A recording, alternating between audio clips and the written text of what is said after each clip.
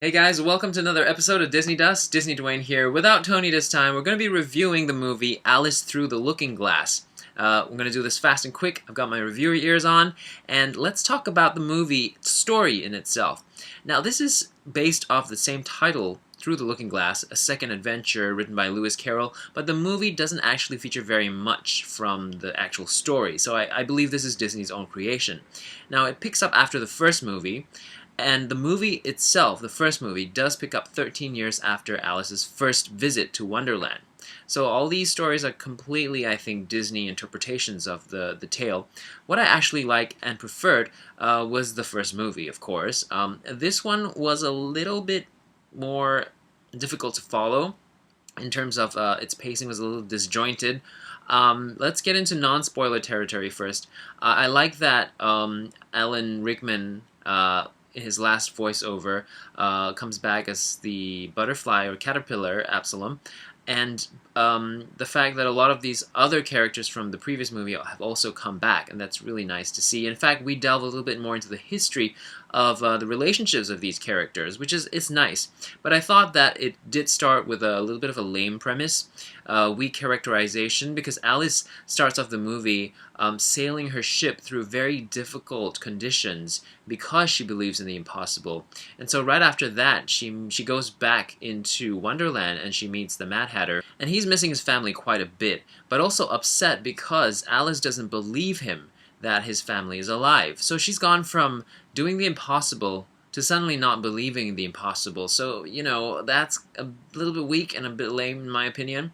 And then she suddenly disobeys the order of things to go on a quest to go back in time to find out where his family is, or to save his family from being destroyed by the Jabberwocky, which I don't know is out of character too, because I don't think Alice is so improper as to disobey something like time, because she literally steals something from him to save a couple of lives, and meanwhile the whole world is getting destroyed because of that, which endangers everybody else's lives. So it kind of really doesn't make sense. So I think good grounding is really important to set a story up. So in this case, it was weak, and therefore the rest of it, even though it was actually better, didn't really settle in with me. The interesting thing about this story is also that it is based on two gripes, or rather two grudges that happened in the past. One with the guy who asked for her hand in marriage in the past movie, and that happens in the real world at the start of the movie. And another is also based on the two sisters' grudge against each other. More so, the Queen of Hearts against her sister Mirana, played by Anne Hathaway. Now, the Queen of Hearts, by the way, was delightful to watch again. I love that character. She's my favorite. Helena Bonham Carter does an excellent job, and she is partnered again with Johnny Depp, as we know in most of Tim Burton movies. But also she reunites with Sacha Baron Cohen, or Borat, who played with her last, or acted with her, co-starred with her in Les Mis. That wasn't directed by Tim Burton, though. But it was nice to see them back, and of course Borat played Time.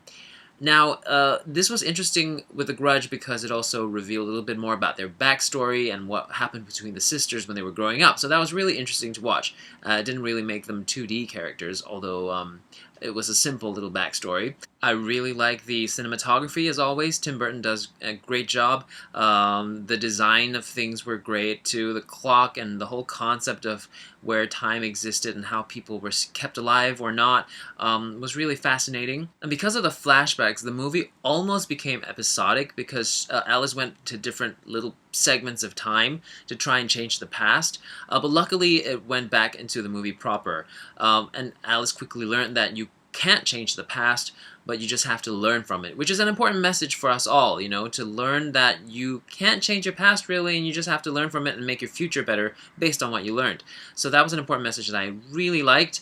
Also, that, in spite of this world having so much magic, that one thing couldn't be changed. And just like the first movie, the whole concept of losing your mind versus being sane was very much prevalent.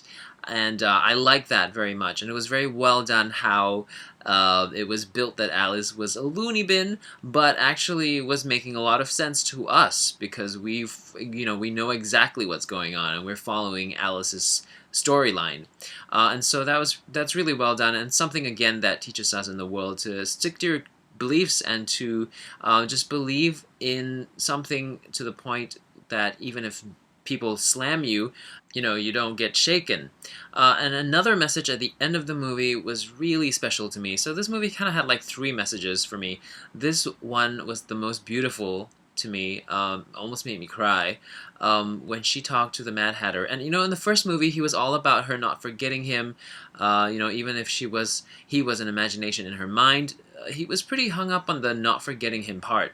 And now, Alice was quite certain that she would not see him again. So she actually says, "I don't think I will see you again." And this time, it seems like he's changed. His response was, "There are gardens of memory and palaces of dreams. That is where we will meet." That is so lovely. It just makes me feel all warm inside. So with that ends my review on this movie. Go see it. Watch the first one first before you do that. I actually like this movie. I'm sure some people may not agree with me, but out of 10 stars, I would give it a 7. Alright, that's it for this episode. Catch you in the next episode where we review the BFG movie.